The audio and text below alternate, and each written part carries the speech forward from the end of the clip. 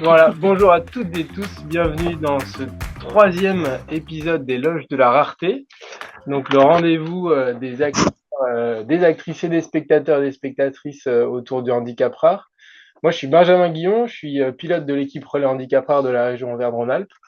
Et voilà, on est toute l'équipe qui se présentera au moment d'échanger. Donc on est ensemble pendant une heure.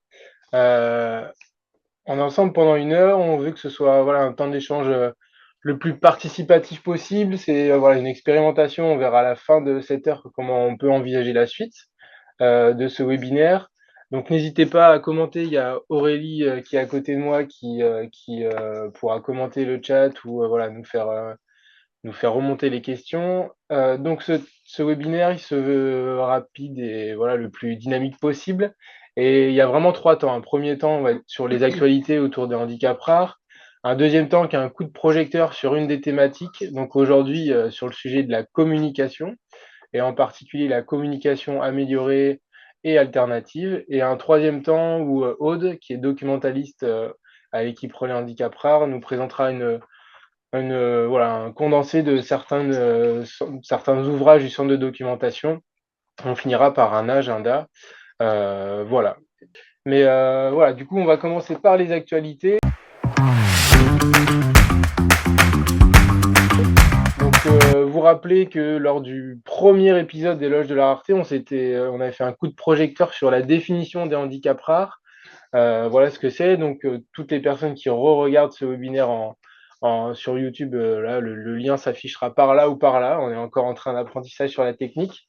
N'hésitez pas sur la chaîne YouTube pour ceux qui sont d'aller revoir ça. Et en tout cas, là, juste ça, faire une petite pause sur le fait de vous partager le fait que il y a un copil, il y a une gouvernance partagée au niveau de l'équipe Relais Handicap Rare et des associations de famille comme l'association EPI, hein, on vous voit aujourd'hui. Donc voilà, merci d'être là. Des associations qui sont gestionnaires d'établissements médico-sociaux, mais aussi des centres d'expertise sur des maladies rares. Voilà, tout un ensemble de parties prenantes qui font que voilà, il y a une gouvernance partagée.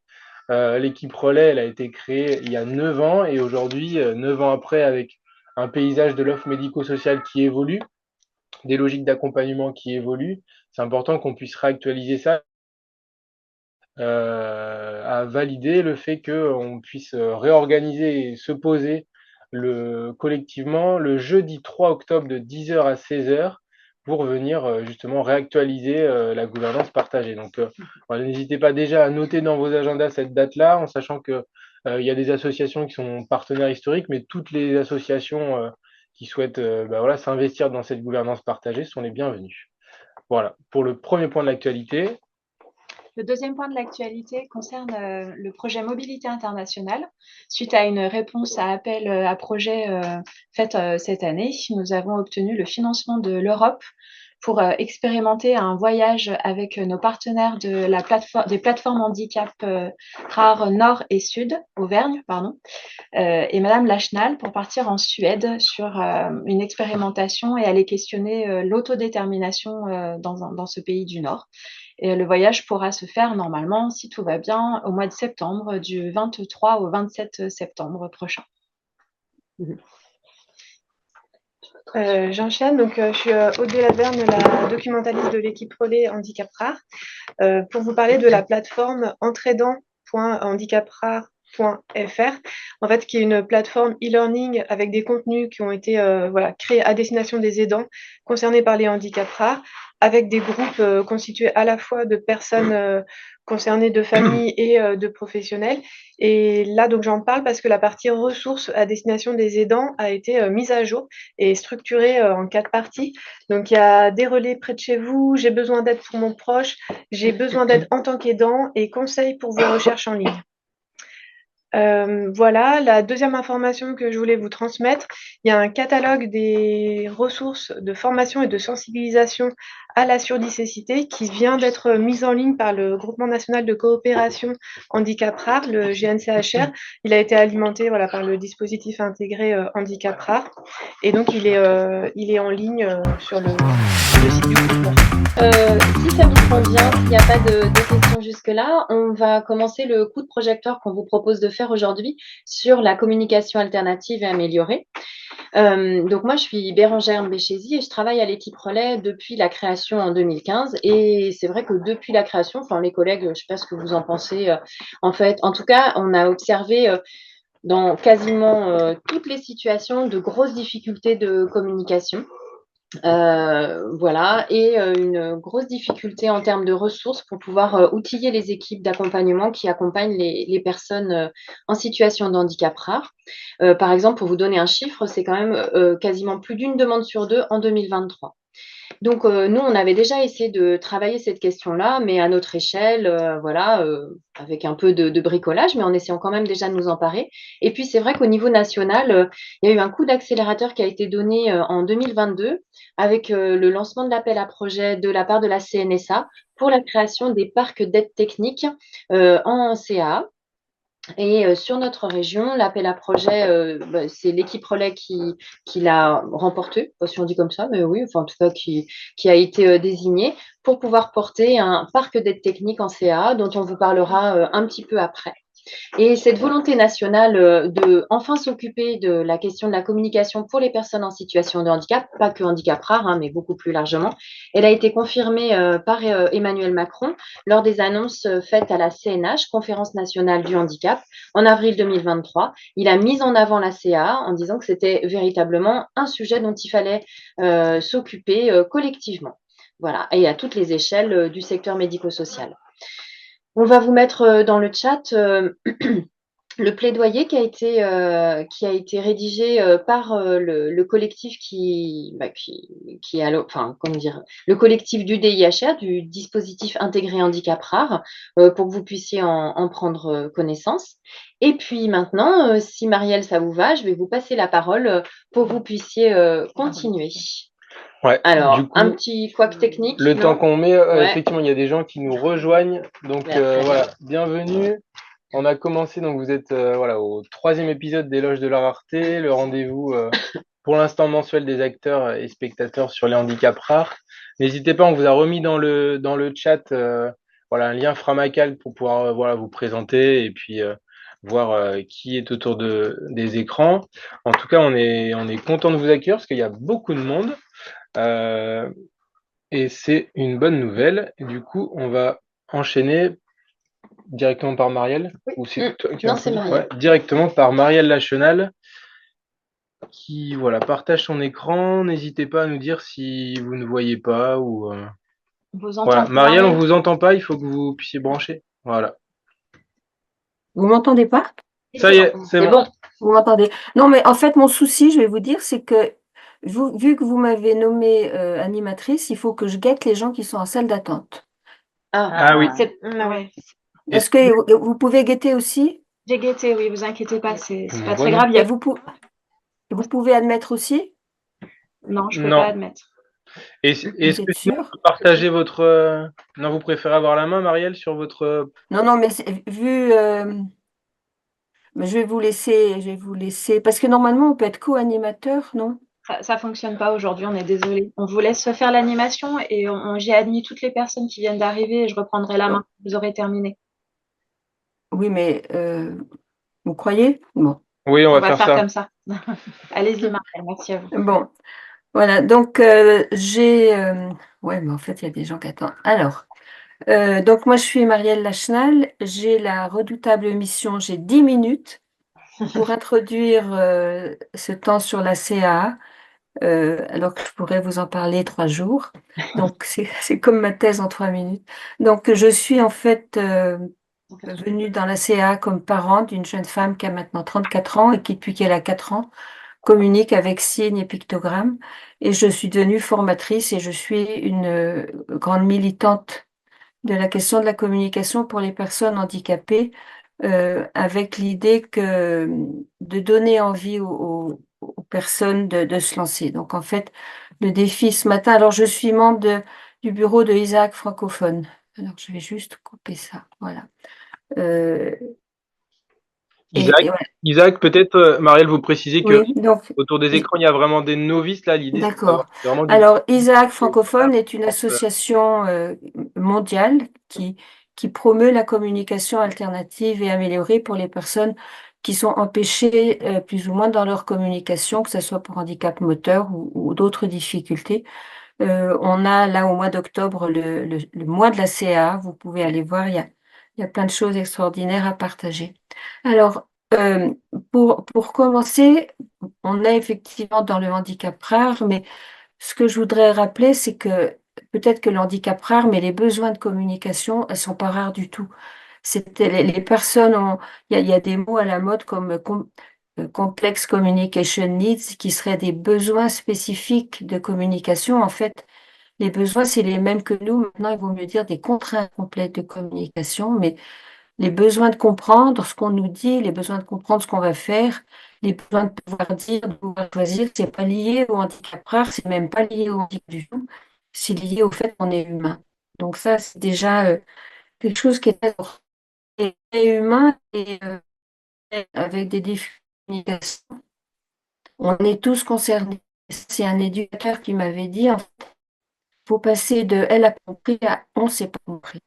Et je crois que c'est un peu ça la question, qu'on est deux, au moins deux. Les personnes avec handicap, elles sont juste nous et nous, on a besoin d'elles. Alors, la communication, il va y avoir quelques étapes dans mon intervention. La communication humaine, il y a donc M. Blum et Lahaye qui ont un peu schématisé que vous avez à droite. La communication, c'est la forme dont on parle. Excusez-nous, Le Oui, on ne comprend pas très bien. On a Un problème de un communication. problème de son qui est oui. haché. Du coup, je ne sais pas Ah, que c'est votre lié au micro masque, ou alors, voilà, si vous pouvez. eh ben, peut-être. Et là, c'est mieux. Alors pour l'instant, En fait, pour tout vous dire, je suis dans le Vercors. Alors, je peux prendre ça a l'air d'aller le vrai Vercors. en C'est coupant. mieux, Des fois, en coupant votre caméra aussi, ça améliore le son. mais ma caméra, elle n'est pas coupée. C'est ça, Non, mais la là, ça va, caméra. hein. Ça a l'air Ouais, d'aller. ça va, Ouais. y aller. Allez-y, Pardon, ouais. désolée, je vous laisse reprendre. Bon, là, j'ai coupé la caméra et je mets mon micro plus près. Euh, donc, c'est juste pour dire que la photo qui est derrière Bernard, c'est pas le Vercors, c'est la Chartreuse, Benjamin. C'est pas le Vercors. Donc, la communication avec le schéma de Melahaye, il y a la forme, le contenu et l'utilisation. Ça, c'est au niveau linguistique. Les Canadiens en ont fait un paquet cadeau. Là, je vous donne aussi des billes pour en parler aux familles ou aux professionnels. Dans un paquet cadeau, il y a trois choses. Il y a l'emballage du paquet cadeau, le contenu et puis l'occasion de se le donner. L'emballage du paquet cadeau, c'est la façon dont on va parler. On parle avec la bouche, on va voir avec les mains, avec des pictos, avec des objets. Il faut juste avoir une façon de parler. Le contenu, c'est le langage, c'est ce qu'on a à dire. Et l'occasion, c'est l'échange. Et puis, j'ai trouvé une autre image qui est aussi pas mal, qui est la marmite. La marmite de la communication, elle repose sur trois pieds. Et s'il manque un pied, la marmite, elle sera bancale. Donc, il faut trois pieds pour la marmite. Il faut l'emballage, le contenu et l'occasion pour le cadeau. Il faut quelque chose à dire, c'est le contenu. Un moyen de le dire, c'est la forme. Et puis, quelqu'un qui le dire. Mais il suffit qu'il manque un point de ces trois. Si vous avez quelque chose à dire, un moyen de le dire, mais personne qui vous écoute, ça sert à rien. Si vous avez quelque chose à dire, quelqu'un à qui le dire, mais pas de moyen de le dire, c'est pas possible. Si vous avez une façon de parler, quelqu'un qui vous écoute, mais que vous avez rien à dire tellement votre quotidien est vide, on ne pourra pas être dans la communication. Donc, on ne peut pas séparer la forme, le contenu et l'échange. Parler, quels sont les mots? Parler avec des mots. Donc, c'est ce que tout à l'heure, Sophie et Stéphanie vont vous développer. On peut parler de plein de façons. Je crois que c'est vraiment important. On peut parler, mais ça, je vous l'ai déjà dit. Il faut donner des moyens de parler, des moyens compliqués, des moyens simples, mais il faut donner des moyens de parler. Et pendant que je suis sur cette page-là, juste vous rappeler que quelqu'un, on ne peut pas dire que quelqu'un qui n'oralise pas est non-verbal, parce que justement, parler avec ses mains, parler avec des pictos, parler autrement, on est dans le verbe, donc on est non-oralisant, mais on est tout à fait verbal. Donc, vous rangez de vos habitudes le non-verbal pour les gens qui n'oralisent pas. La deuxième partie ce schéma de Bloom-Hélès, c'est le langage. Le langage, c'est ce qu'on a dans la tête. Et je crois que ce qui est important de bien faire la différence, c'est de faire la différence entre la question de la parole, c'est par quel biais on va communiquer, et la fonction du langage, ce qui est ce qu'on a dans notre tête pour se représenter le monde. Et c'est vrai que de nombreuses personnes, y compris des médecins, et moi quand j'étais médecin, confondent la parole et le langage et c'est pas pareil. Le langage, c'est pouvoir penser le monde et nommer le monde en l'absence du monde. Alors, j'ai trouvé, vous voyez, en chinois, donc c'est Saussure qui a parlé du triangle du langage, et j'ai trouvé sur Google un improbable triangle du langage en chinois, ou bien en français avec l'éléphant. Mais pour être dans le triangle du langage, il faut avoir une expérience du monde, l'expérience de l'éléphant ou l'expérience du chien. Donc, vous avez l'expérience du monde. Ça peut être l'expérience de la colère, ça peut être l'expérience d'un verbe, mais en tous les cas, il faut avoir cette expérience-là. En même temps que vous avez cette expérience, vous rangez dans votre tête ce que vous avez enregistré de cette expérience. Donc, vous rangez dans votre tête, en chinois, le chien. Et en même temps que vous rangez dans votre tête le chien en lien avec votre expérience, vous entendez qu'on vous dit que ça s'appelle un chien, vous voyez qu'on vous signe que ça se signe un chien, vous voyez le picto que ça se nomme un chien avec le picto, et vous allez boucler le triangle du langage, ce qui fait que si un jour vous entendez le mot chien, même sans voir de chien, vous avez dans votre tête la représentation du chien et vous savez à quoi correspond le mot chien. En fait, on aurait pu appeler, la preuve, c'est que je ne sais pas comment on appelle chien en chinois, mais cet animal à quatre pattes qui est plutôt sympathique, en chinois, il ne l'appelle pas chien.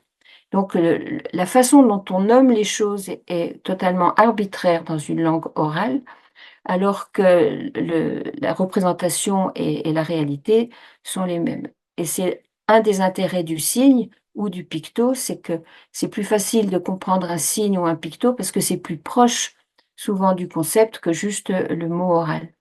Donc, pour être dans le triangle du langage, de nouveau, il faut les choses. Il faut avoir l'expérience du monde. Si vous n'avez aucune expérience du monde, que vous vivez dans un monde qui est complètement vide, vous ne pouvez pas euh, créer une représentation dans votre tête et il faut qu'on vous nomme le monde. Alors, toujours en lien avec ce langage, pourquoi je suis une grande militante de donner des mots, donner du contenu aux enfants, sinon on ne peut pas les aider à construire leur pensée. Bentolila, c'est un grand linguiste qui travaille beaucoup sur le développement du langage chez les petits. Et il dit, l'enfant voit le monde à travers la lunette du langage. C'est-à-dire, on voit dans le monde ce qu'on sait nommer du monde. Si on ne connaît pas le monde, si on ne nous a pas nommé le monde, on ne voit pas le monde. Je vous ai mis la photo des champignons parce que moi, je suis pas bonne en champignons et je les vois pas dans la forêt. Les gens qui voient les champignons, c'est des gens qui savent nommer les champignons. Je vous ai mis une photo de Toys R Us parce que vous avez des enfants qui sont atteints de cécité corticale. Ils voient dans les magasins de jouets les jouets qu'ils ont chez eux. Les jouets qu'ils ne connaissent pas, à la limite, ils ne les voient pas. Et je pense que c'est un petit peu la même chose pour les mots. On entend les mots qui correspondent à des choses qu'on connaît et qu'on a dans notre tête. Et pourquoi? Alors donc j'ai mis la tempête Alex parce que depuis qu'on nomme les tempêtes, les gens s'en protègent mieux. On se protège mieux de ce qu'on connaît. Et puis, je vous ai mis la photo de la mangrove que j'ai trouvée dans un livre sur la pensée incorporée. La mangrove, c'est l'arbre qui pousse à partir d'une graine tombée au fond de la mer, de marée en marée. Les racines de l'arbre vont filtrer la terre et créer l'île. C'est l'arbre qui crée l'île et c'est pas l'île qui permet l'arbre. Donc, quand on dit qu'un enfant n'a pas le niveau, donc plantons, plantons, plantons, la pensée va se développer et l'île va se créer. Donc, voilà, il faut des mots pour penser le monde. C'est pas possible de laisser les personnes sans mots pour connaître et pour penser le monde. Et puis, la troisième fonction, pardon, le troisième rond dans Bloom et Lahaye, c'est la communication est un partage, les fonctions de la communication. Et là, je crois que c'est quelque chose qui est très important dans cette introduction sur la CA, c'est qu'on ne communique pas que pour demander du Nutella.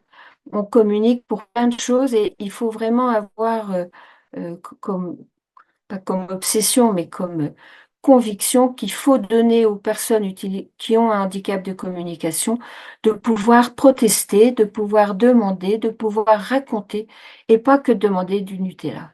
Et la fonction de demande est importante, mais nous, on ne fait pas que de demander. On parle de la pluie en du beau temps. Ça, c'est vraiment important dans ce qu'on va faire en marche. Ça, c'est un schéma de Monsieur Fourneret, qui est un psychiatre lyonnais, que j'aime beaucoup. C'est quand tu as un déséquilibre de communication, la communication empêchée, la première chose à avoir en tête, c'est que le premier outil de communication, c'est nous. C'est-à-dire, c'est ce que Fourneret appelle la communication simplifiée. C'est-à-dire, nous devons, nous, modifier la façon dont nous adressons aux personnes qui sont entravées dans leur compréhension, dans leur communication. Vous savez, on parle beaucoup du FALC, le facile à lire et à comprendre. Eh bien, il faut qu'on parle en FAC, en facile à comprendre, avec des phrases courtes, pas de questions interrogatives, des mots simples. Voilà. Quand je fais des formations, je passe beaucoup de temps là-dessus, mais là, on n'a pas le temps, mais pensez-y, c'est qu'on peut proposer des outils de communication alternative et améliorés dont on va vous parler après. Si on ne modifie pas avant notre façon de nous adresser aux autres, ça n'a pas de sens. Le premier outil de CA, c'est nous. Et puis, si la façon dont on s'adresse aux personnes ne suffit pas à les aider à nous comprendre et à les aider à nous parler, on va aller chercher les outils de communication alternative et améliorés. Donc là, je vais passer la parole. Mais donc l'idée, c'est vraiment parce que vous allez avoir à affronter des réticences, des hésitations, il y a des articles qu'on pourra vous passer, mais ce qui est vraiment important, vous voyez, moi je compare la communication améliorée, c'est les outils déambulateurs qui vont nous aider à communiquer, mais en s'appuyant dessus. Et puis vous avez la communication alternative, c'est quand la communication fauteuil roulant qui va remplacer la parole orale. Ce qui est vraiment important, c'est bien se souvenir que se déplacer et marcher, c'est pas la même chose, et communiquer et oraliser, c'est pas la même chose. Et voilà, donc j'arrête le partage et je cherche les 3 petits points, c'est ça?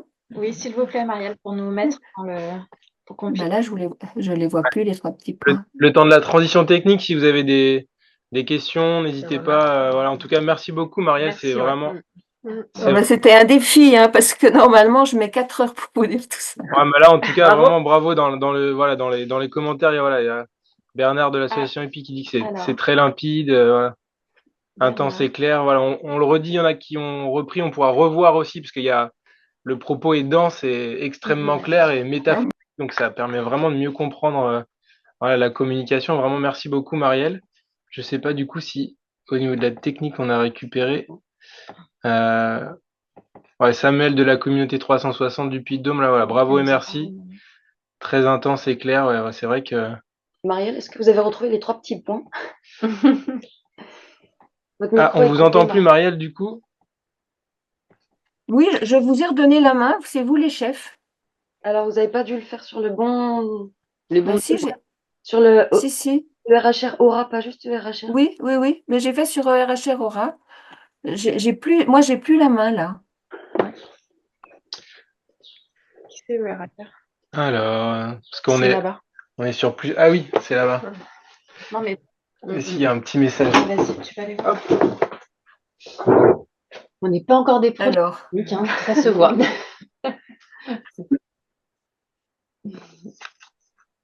Alors attendez, on va ça marche? On a Ouais. ça en Bon, ça cours. va Parce que normalement, On vous fait patienter juste 3 petites minutes, le temps que c'est du direct, c'est ça, Bernard. Ce que je trouve très intéressant, Marielle, dans tout ce que vous venez de dire, c'est qu'avant tout, effectivement, le premier outil de communication, c'est nous. En fait, c'est-à-dire que tout ce qui va être amené derrière, tous les moyens techniques, c'est effectivement des moyens techniques, mais l'intention, la manière dont les professionnels vont s'adresser, etc., vraiment le premier outil de communication, c'est nous. Et ça, je trouve vraiment important de le souligner parce que c'est juste, vraiment très juste. Moi, ce que je Est-ce voudrais que vous dire avez aussi, pris c'est que la c'est main? Oui. important effectivement, de ne pas d'abord parler des outils, mais de parler de ce que c'est qui est communiqué. Alors, je voudrais témoigner parce qu'avec Marielle, on avait sollicité Marielle à l'association EPI pour animer une journée, alors qu'on appelle des journées festives, parce qu'on réfléchit en jouant beaucoup à des sujets sérieux. Et cette journée, on l'avait intitulée volontairement, non pas CAA, mais communiquer quand c'est difficile. De façon à ce qu'on puisse toucher tous les parents concernés par des soucis de communication avec leur enfant, même si leur enfant est oralisant. Certaines fois, on peut être oralisant et pas se comprendre. Et Marielle avait remarqué, alors on lui avait donné plus de temps, hein, on lui avait donné 2 heures, et avec des jeux, des mises en pratique, on comprend tout de suite, on touche tout de suite ce que ça veut dire. Et voilà, ça peut être aussi une bonne façon d'aborder ça avec des familles ou avec des professionnels, commencer par des jeux où on se met en situation de communication difficile, justement. Voilà. Est-ce que j'espère que ça a donné le temps à Benjamin de retrouver ses outils de communication à distance. Oui, merci Françoise. Hein. Ça nous a permis de nous ajuster. Et en plus, c'est intéressant. Françoise, pour boucler, vous présenter, parce que c'est vrai qu'il y a du monde, tout le monde ne connaît pas forcément tous les acteurs de handicap rare, mais vous êtes quand même très impliqués. Peut-être vous prendre 30 secondes pour vous présenter, Françoise. Alors, moi, je connais Marielle depuis très, très, très longtemps, depuis la petite enfance de nos enfants. Donc, je suis à l'association EPI, qui est en Auvergne-Rhône-Alpes, qui travaille sur les personnes handicapées par des épilepsies sévères. On a fait créer 2 foyers d'accueil médicalisés, et puis aussi donc la fédération EFAP au niveau national sur l'épilepsie sévère, qui crée des situations de handicap jusqu'à présent fort mal prises en compte. Voilà. Et effectivement, j'ai aussi participé avec Marielle et avec l'équipe Relais Handicap Rare à 2 webinaires qui sont sur le site Entraidant dans. Vous avez parlé au tout début là, sur effectivement entrer en communication. Ok, merci. Ça sera, voilà, on l'a échangé, mais peut-être sur les prochaines loges de la rareté, on fera un coup de projecteur pour approfondir le sujet. Du coup, on va continuer avec Sophie Lallemand, qui est chargée de mission sur la CA et l'équipe Relais, qui va enchaîner après les propos de Marielle Lachenal. Du coup, je vais balayer très rapidement les outils juste pour pouvoir présenter l'éventail de ce qui existe. Mais comme vous l'avez dit, l'important, ça va être de s'attarder sur ce qu'il y a autour des outils et donc de la démarche. Je préfère garder du temps pour ça. Donc, Marielle l'a dit, le premier moyen de CA, c'est nous. Et du coup, pour commencer, parler de la CA sans être technique, justement, et tout ce qu'on peut faire juste avec nos expressions faciales, nos gestes naturels, les signes, toutes les communications tactiles aussi que vous pouvez retrouver sur le site du Crédin. Oui, c'est Crédin, tout à fait. Les vocalisations et le regard. Ensuite, quand on va parler d'aide technique, on va avoir 3 niveaux, 3 catégories différentes dans les outils. Donc, tout ce qui est outils papier, en passant des pictogrammes isolés. Des fois, il y a des personnes. Est-ce que ça fonctionne le partage d'écran ou pas? Ça fonctionne pas? Si on voit là, hop. Papier, hop. Du coup, les pictogrammes isolés, voilà, qu'on va pouvoir présenter en fonction de la situation dans n'importe quel contexte. On peut aussi retrouver tout ce qui est tableau de communication, des tableaux thématiques, des fiches de dialogue, etc. Des papiers claviers dont on ne parle pas assez, mais qui sont de véritables outils puissants, puisqu'avec 26 lettres de l'alphabet, on peut dire absolument tout ce qu'on veut. Et enfin, des outils plus conséquents qui sont des classeurs de communication. Voilà. Au niveau des outils intermédiaires, on va retrouver ce qu'on appelle des outils électroniques, comme des boîtiers parlants, qui sont un peu, on va dire, les ancêtres des tablettes tactiles, puisqu'elles ont la même fonction. J'appuie sur une case et ça va prononcer le message que j'ai sélectionné. Et de la même façon, des contacteurs enregistreurs, où là, on va enregistrer un message par contacteur. Je peux en montrer derrière, non? Il y a le partage d'écran. Ah, bah, il y a le partage, super. On pourra vous en remontrer. J'avais envie de montrer. Moi aussi tout à l'heure, mais non. Non, il y a le partage. Et pour finir, les outils de haute technologie.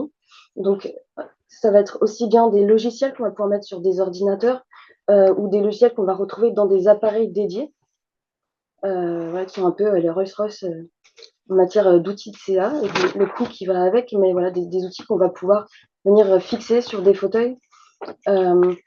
Et après, tout ce qui va être des applications sur tablette pour les personnes qui ont accès à du tactile, donc tels que Proloco2Go, TD Snap, voilà, il en existe plein d'autres. C'est bien sûr pas une liste complète que j'ai faite là, mais juste vous donner une idée de ce qui existe. Et des petits appareils qui sont juste quand on a accès à l'écrit, des claviers qui permettent d'avoir un retour vocal.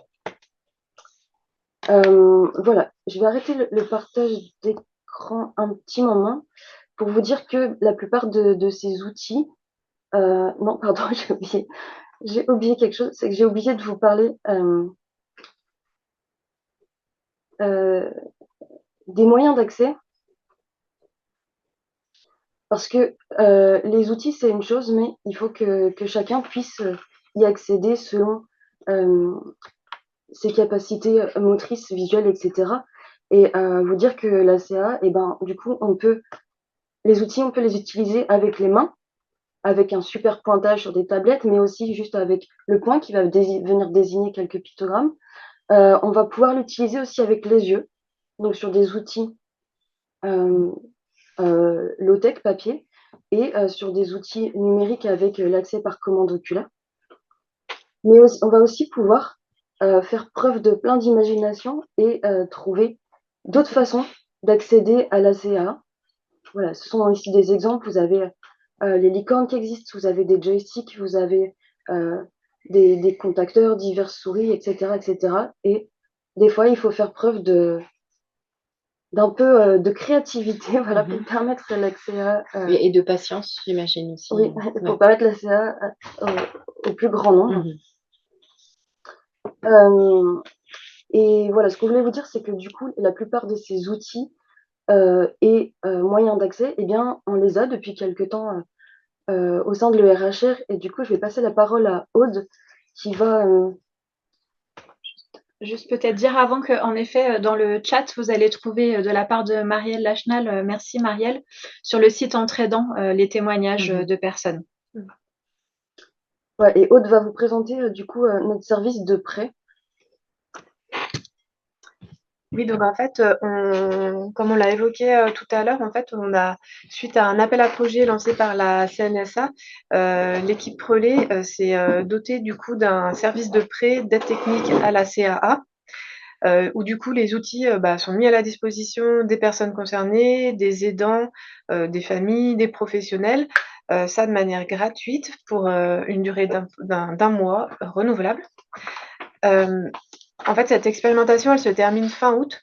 Et donc, du coup, on attend les directives pour la poursuite ou non de ce service. Depuis septembre 2023, il y a plus de 40 prêts qui ont été effectués et ils ont donné du coup l'opportunité à de nombreux utilisateurs d'affiner leur choix de matériel avant de passer le cap du financement. Du coup, je donne la parole à Stéphanie sur la question du financement. Alors, je vais vous parler du financement. Donc, moi, je suis Stéphanie Frochot. Ça fait déjà plusieurs fois qu'on se rencontre pour certains. Donc, je suis coordinatrice de parcours à l'ERHR depuis bientôt 2 ans. Je vais vous parler du financement. Donc, tout à l'heure, Sophie, elle vous a parlé d'outils techniques. Voilà, de différents outils techniques. Donc, ces outils, ils ont un coût forcément, un coût différent. Donc, il y a différents modes de financement. Donc, il faut faire une demande auprès de la MDPH ou la MDA pour les moins de 60 ans ou plus de 60 ans, mais qui ont été diagnostiqués avant 60 ans, c'est important. Donc, il y a plusieurs demandes possibles de PCH, d'AEEH, de APA, donc allocation personnalisée d'autonomie, prestation de compensation du handicap ou allocation d'éducation pour enfants handicapés. Donc, il faut remplir un dossier qu'il faudra envoyer à la MDPH. On va vous mettre les liens dans le chat de ces dossiers. Il y a une chose qui est très importante, c'est de joindre à ce dossier. On a vu que ça avait un impact en fait auprès de la CDAPH, c'est de rajouter, quand c'est possible, dans le dossier tous les courriers du personnel, des libéraux qui interviennent autour des situations pour témoigner de l'utilité de ces moyens techniques dans la situation. Oui, on a vraiment enrichir, renforcer et aider souvent comprendre la situation. Voilà. Donc, il y a ce premier dossier qui est à faire. Donc, les délais sont assez longs. Enfin, je pense que vous le savez, mais je le redis. Donc, bien anticiper quand c'est possible. Donc, ensuite, la CDAPH se réunit et évalue chaque dossier. Il y a une prise en charge qui est partielle, qui n'est jamais complète. Autre information importante, c'est que les MDA et les MDPH et MDA vont fonctionner de manière différente en fonction des départements. Donc, les aides d'une MDPH ne seront pas les mêmes forcément dans un autre département. Je pense que c'est important de le dire.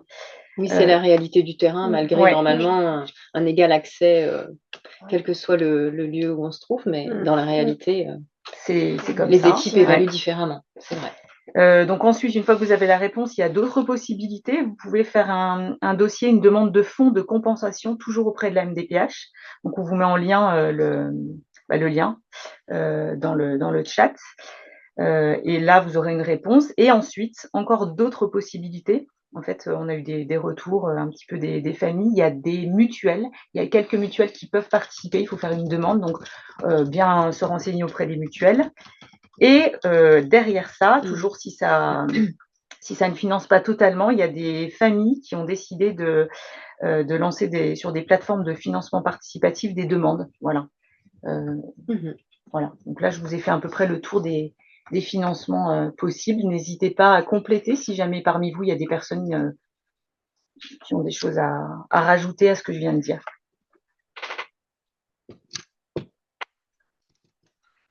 Donc, du coup, je profite au passage, vous pouvez voir derrière un exemple de quelques outils dont on dispose à l'ERHR. Voilà.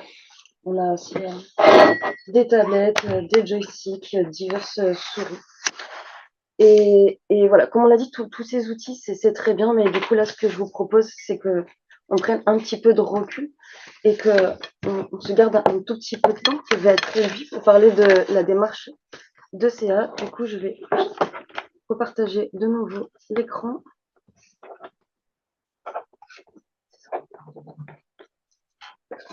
Voilà. Donc déjà, en premier lieu, je pense que pour se lancer en CA, dans une bonne dynamique, c'est important d'être convaincu qu'il n'y a pas de prérequis à sa mise en place.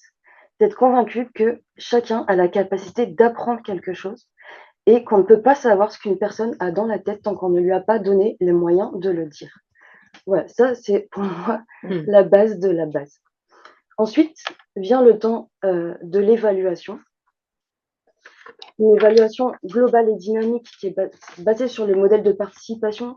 Vous retrouvez des infos sur ce modèle dans un des livres que Aude vous présentera. Cette évaluation va permettre de cibler un outil le plus adapté aux capacités sensorielles, motrices et cognitives et langagières de la personne. Mais ça va aussi permettre en fait de lui offrir un outil personnalisé selon ses habitudes de vie, mais aussi ses centres d'intérêt. Un outil qui pourra évoluer au fil du temps, mais aussi des envies et des besoins de la personne. Le truc, c'est qu'on aura beau avoir trouvé l'outil qui nous semble le plus adapté, si on n'explique pas à la personne ce qu'elle attend d'elle, si on ne lui apprend pas à l'utiliser, elle ne pourra pas être en mesure de le faire efficacement, en fait. De la même manière que si je vous offre une voiture alors que vous n'avez pas pris de cours de conduite, vous risquez de vous trouver dans une situation bien compliquée. Ce sera bien difficile pour vous. On en vient donc là à la notion d'apprentissage, qui est une notion importante dans la CA, et la notion de temps qu'on va laisser à la personne. Temporalité très importante. Voilà, ça peut être très long avant d'avoir les compétences nécessaires pour pouvoir utiliser l'outil. Et rappelez-vous juste combien de temps il faut à un enfant en lambda, ordinaire, en moyenne, pour savoir parler correctement. On parle de plusieurs années. En CA, la recherche scientifique a montré l'efficacité de la modélisation comme moyen d'apprentissage d'un outil, c'est-à-dire utiliser soi-même l'outil pour s'adresser à la personne et ainsi lui fournir en fait un modèle, enfin des modèles et un banc de langage alternatif. Et c'est bien là en fait où la démarche va prendre de l'ampleur. Parce que qu'est-ce qui se passe? C'est que la personne qui a des difficultés de communication, et ben en fait, elle évolue dans plusieurs environnements. Et du coup, elle va avoir besoin de partenaires de communication qui vont être en mesure de soutenir le développement de sa communication et des partenaires compétents dans les différents environnements qu'elle fréquente. Ça veut dire que les partenaires vont devoir eux aussi apprendre à utiliser les outils, peut-être les paramétrer, les personnaliser, mais aussi et surtout apprendre à adopter des bonnes postures et mettre en place des bonnes pratiques. Et c'est ainsi qu'une équipe solide va se constituer autour de la personne accompagnée. Il sera nécessaire que cette équipe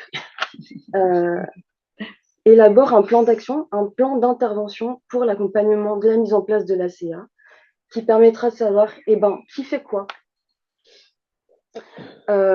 fait quoi, quand et comment, s'assurer que les environnements fréquentés par la personne soient adaptés et lui offrent de multiples opportunités de communication, mais aussi de veiller à la cohérence et à l'évaluation des objectifs fixés et que les outils soient à disposition tout le temps. À terme, c'est vraiment tout cet ensemble qui permettra de soutenir le développement de la communication pour avoir accès à une autonomie de la communication et, a fortiori, soutenir le pouvoir d'agir des personnes concernées et leur participation sociale, puisque c'est vraiment ça qu'on vise en fait. Et pour finir, on peut aussi dire que n'importe qui peut être amené à un moment donné à être le partenaire de communication de quelqu'un avec des difficultés de communication, quelle qu'elle soit, et qu'on aurait peut-être tous en fait un rôle à jouer là-dedans, tant pour avoir un minimum de compétences chacun, que pour semer en fait des graines de CA partout, y compris dans des lieux de droit commun, et qu'ainsi la CA soit juste vue comme quelque chose de normal en fait, et fasse partie de notre société, vraiment. Voilà, en tout cas, cette démarche, on la porte dans tous les projets liés à la CEA menés par le RHR. Et du coup, si vous n'avez pas de questions, je vais passer la parole à Stéphanie qui va vous présenter un petit peu les différents projets actuels autour de la CEA au niveau de l'ERHR. Donc, pour ceux qui ne le savent pas encore, le RHR anime un collectif autour de la communication alternative augmentée, avec lequel plusieurs projets sont en cours, comme l'organisation de la journée dédiée à la CA dans plusieurs départements de la région. Donc ça, c'est en cours, hein, il y a un petit groupe de travail. La création de boîtes à outils de CA pour faciliter la communication autour des sujets liés à la vie intime, affective et sexuelle. Et enfin, un groupe d'échange et de pratique avec des professionnels, des personnes concernées. Vraiment, encore une fois, l'idée, c'est vraiment de rassembler tout le monde en fait. En dehors de l'animation du collectif, nous travaillons avec plusieurs ESMS que nous avons accompagnés ou que nous accompagnons actuellement dans le déploiement de la démarche de la CAA. Et vous trouverez dans le chat le lien d'une petite vidéo justement d'un travail qui a été fait avec le foyer du Rénard. Voilà, et pour terminer, le RHR travaille aussi, et c'est en cours, sur une formation e-learning, voilà, sur la CA. Et je vais passer la parole à Aude pour le point doc tant attendu. Alors, c'est le mauvais lien que vous avez mis 2 fois le lien de service particulier. Oui, excusez-moi, j'ai eu un petit bug. On n'a pas le droit à l'erreur, hein, on voit tout de suite, c'est bien, on voit que vous suivez. Hein. François Bernard, merci de votre aide. Au moins, ça montre que c'est suivi. Je m'ajusterai d'ici la fin de la réunion par rapport au lien dans le chat, je suis désolée. Je voudrais juste apporter un petit commentaire. Là, on parle de la CA de façon assez individuelle, de la personne. quand on est dans un établissement, c'est aussi intéressant de parler des outils de CA collectifs que l'ensemble des résidents peuvent s'approprier. Oui, bien sûr. C'est un sujet qui n'est jamais abordé, mais moi qui me paraît important si on veut vraiment que la CA prenne sa place, vraiment. Oui, le déploiement d'une démarche de CA au niveau institutionnel et collectif, il n'est effectivement pas le même que la mise en place d'un projet de CA individuel. Voilà. Là, on a fait ce qu'on a pu avec le temps imparti. Oui, non, mais c'est juste pour citer qu'il y a aussi ça à penser quand on pense CA. C'est à penser et c'est vraiment une démarche à élaborer, à réfléchir aussi de manière collective en impliquant vraiment différents niveaux dans l'établissement, en partant de la direction, mais qui est aussi des membres, enfin des professionnels paramédicaux, des professionnels éducatifs qui s'impliquent dans cette démarche pour pouvoir justement proposer plein d'outils variés et différents qui correspondent au quotidien des personnes accueillies, à leurs besoins en termes moteurs, cognitifs, sensoriels. Ça, les paramètres vont avoir un peu plus de billes là-dessus. Mais en tout cas, voilà, chacun a sa part à jouer. Oui, des services généraux aussi, des agents techniques, de la lingère, etc. Mais voilà, au niveau institutionnel, il y sûr. a plein de choses à faire. Il y a beaucoup de monde qui a sa part à jouer là-dedans. Tout à fait. C'est un projet collectif. Et voilà, et on pourrait effectivement en parler. Mais pourquoi pas, ça peut être intéressant. Mais voilà, peut-être à une autre occasion, on pourra en reparler. Vous pouvez solliciter, par exemple, le FAM Les Quatre Jardins, Bien sûr, qui a défini des communications en picto. Et je me souviens très bien des résistances de certains parents qui disaient « Mais mon fils, il sait lire. Du coup, il va s'arrêter de lire », ce qui n'est pas du tout le cas, en fait. Ouais, il reste encore beaucoup de mythes aussi, de fausses croyances à déconstruire et puis rassurer aussi beaucoup les gens par rapport à la CA, par rapport au fait que il y a plein de petites choses qu'on peut faire dans le quotidien, par rapport au fait que il n'y a pas que des outils technologiques, mais que ça c'est vraiment important, je pense, de rappeler ça. Voilà, c'est un vaste champ et il y a énormément de choses à faire. Alors, la question pour répondre à ce que j'entends par outil collectif, c'est des choses dans lesquelles tout le monde se retrouve. Par exemple, un emploi du temps en CAA commun, un tableau de service, ce qu'on fait avec nos gamins quand ils sont petits. C'est ça. Voilà. Mais qu'on partage avec tous. C'est ça, tous se retrouvent. Et d'avoir ensuite, dans ces outils de CAA, différents niveaux selon effectivement l'autonomie de la personne. Il y a moi je le vois dans le foyer de ma fille, il y a l'emploi du temps commun, chacun a son emploi du temps. Et pour certains, il n'y a que du picto parce qu'ils comprennent que du picto. Pour d'autres, il y a aussi du FALC. Et là, c'est le même outil, mais avec des déclinaisons. Oui, c'est ce qu'on appelle le fait de créer dans l'établissement un environnement, voilà, c'est ça. De communication. Ça passe aussi par la signalétique, ça passe par donner l'accès à l'information, la mise à jour de tous les documents réglementaires obligatoires. Typiquement, dans ce foyer, ils étaient partis du fait que les résidents avaient deux types de problèmes communs, se repérer dans le temps et dans l'espace. Ouais. C'est sur ça qu'ils ont travaillé. C'est intéressant aussi de savoir sur quoi on travaille, sur quoi on veut communiquer. On revient à ce que disait Marielle. Merci Françoise. Du coup, je vais enchaîner donc sur le point doc. Et du coup, avec ce document qui est accessible en ligne sur le site de Optoys, c'est bon. Vous voyez, c'est bon. Oui, c'est parfait. Où justement c'est comment on met en place la démarche de CAA, des projets de communication dans les établissements, et où du coup voilà, tout ce on s'est dit, on peut le retrouver. Il parle en effet, ce document parle en effet de l'importance de l'environnement de communication qui doit être mis en place au sein de l'établissement, l'implication de l'ensemble des professionnels, des directions, de mise en place de référents. Enfin voilà, il y a plein de liens en fait vers des outils pour faciliter cette mise en place. Ça, c'est un petit guide qui a été fait par la Happy CAA Foundation à destination des familles. Donc, c'est vraiment une introduction à la CAA et ça donne des pistes sur comment démarrer, à qui s'adresser pour cette mise en place. Ça, c'est un document réalisé par le Centre de ressources autisme Languedoc-Roussillon. Donc, c'est sur la mise en place en fait de supports visuels auprès d'adultes avec autisme et ou autisme sévère et ou une déficience intellectuelle sévère ou moyenne. Voilà, il y a donc des fiches pratiques sur comment on peut faire un séquençage, un tableau de communication. Ça se retrouve en ligne? Oui, tout ça, Ouais. c'est en ligne. Les liens, en fait, ils sont sur le site internet de l'équipe Relais, sur une page qui s'appelle Documentation CAA. Peut-être on peut mettre le lien dans le chat. J'ai mis là. Ok, Ok, super. trop fort. Ça, c'est aussi un document qui est sur cette page-là, Documentation CAA.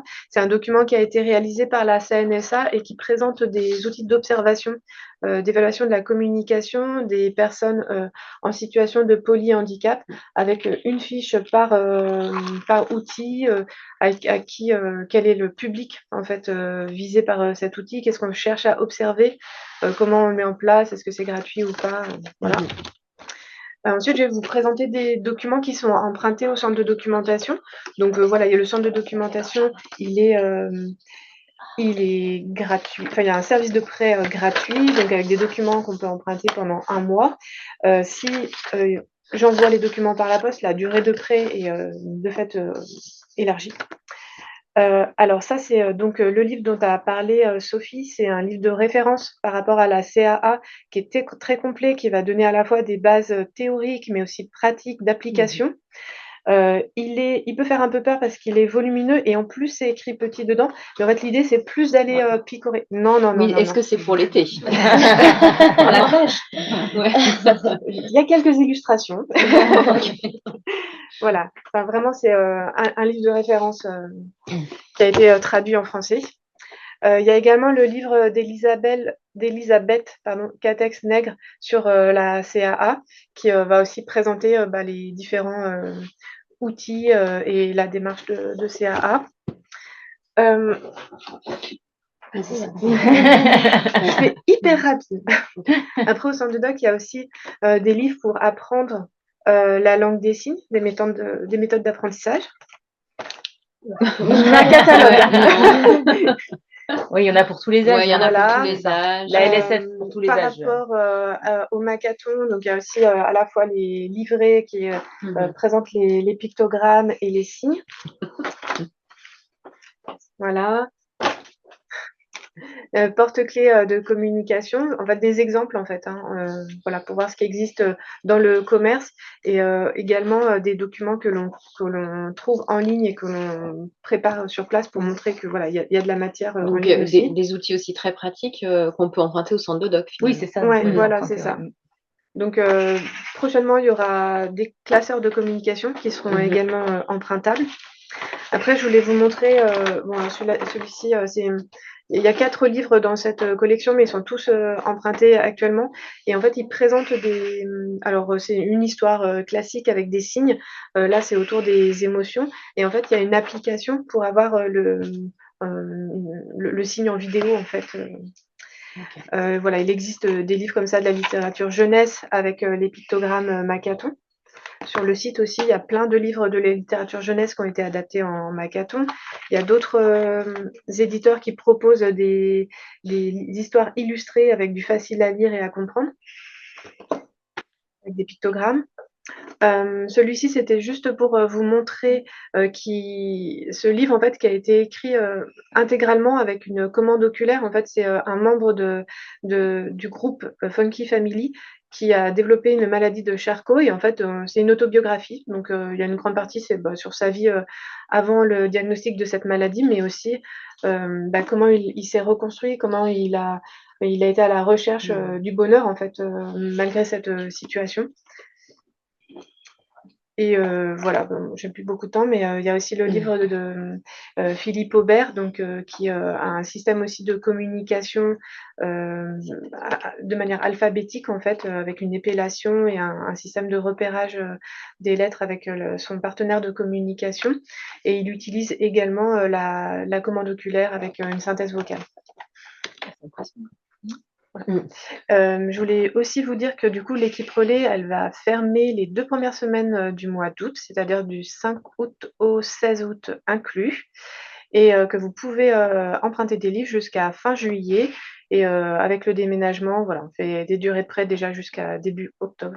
C'est le moment d'emprunter. N'hésitez pas. Videz les étagères, on n'aura pas besoin de porter les cartons.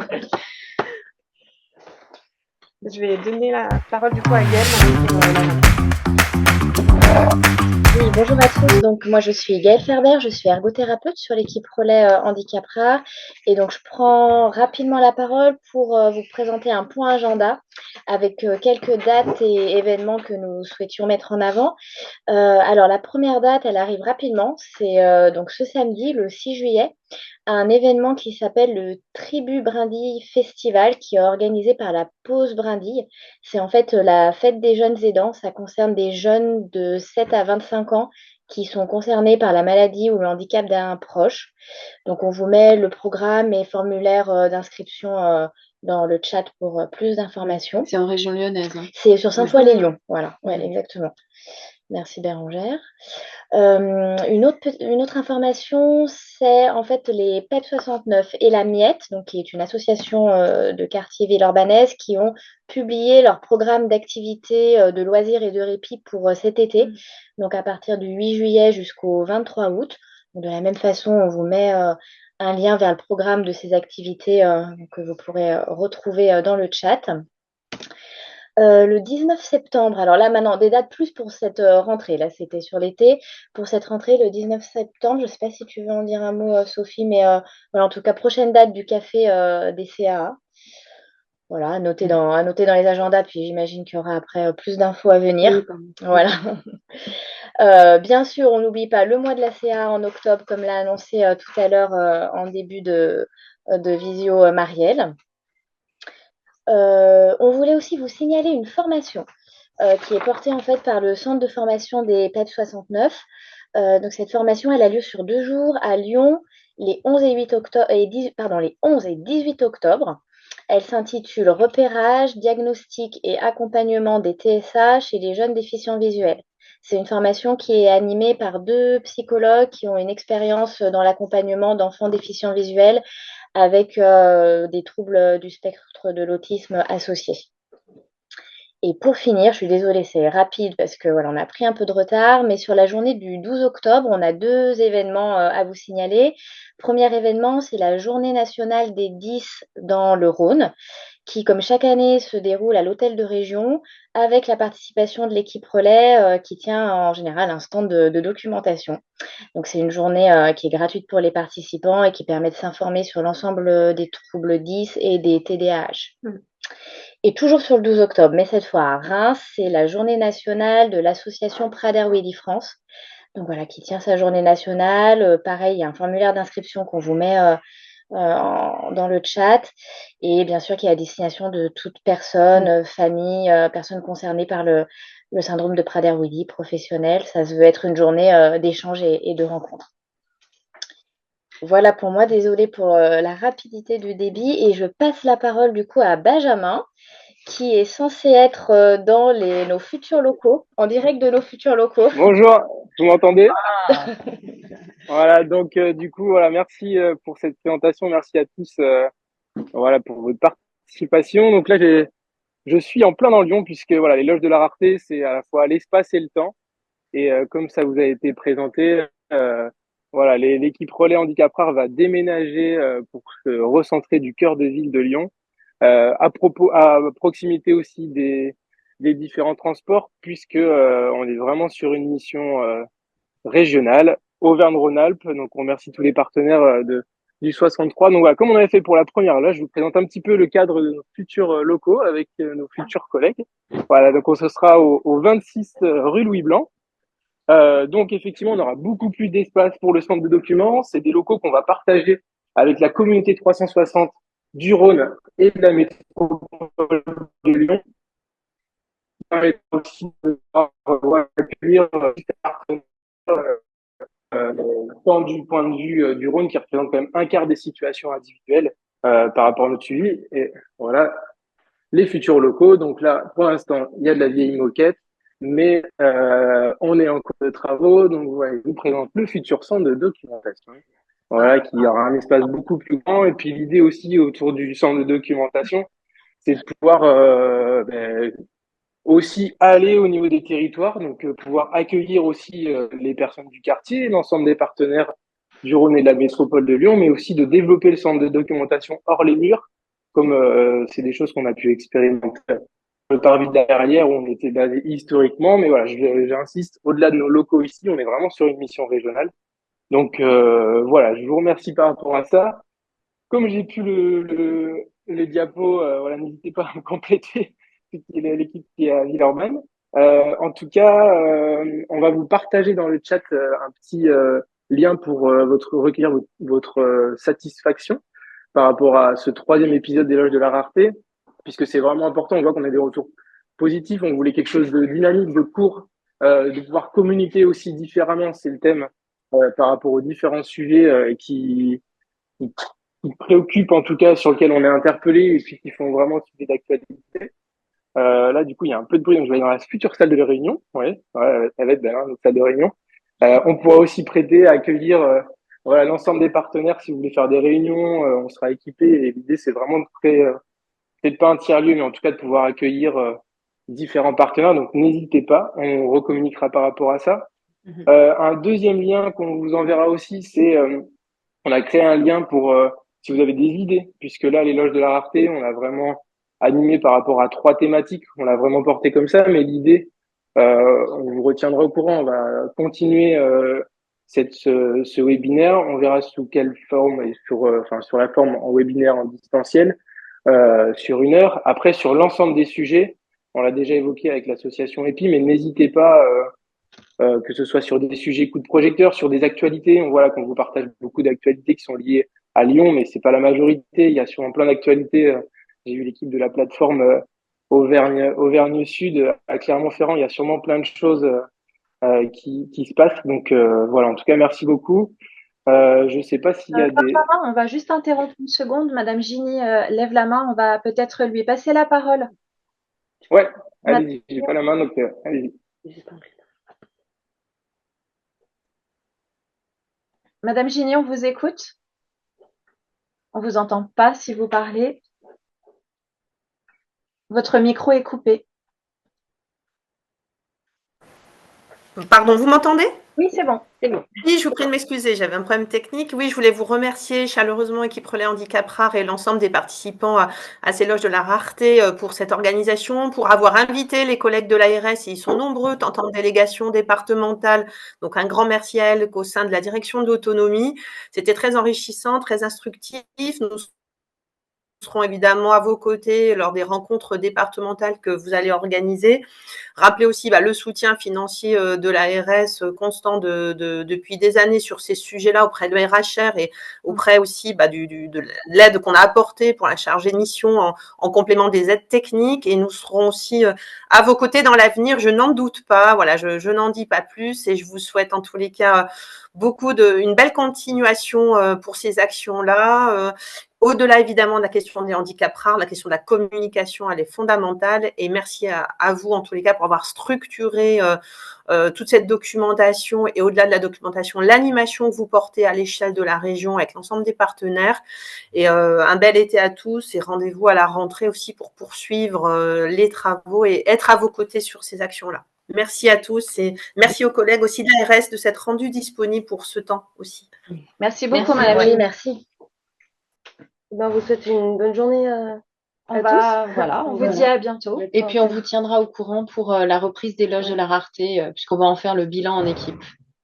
Voilà. Merci beaucoup et bon été. Merci. À bientôt. Au revoir. Au revoir.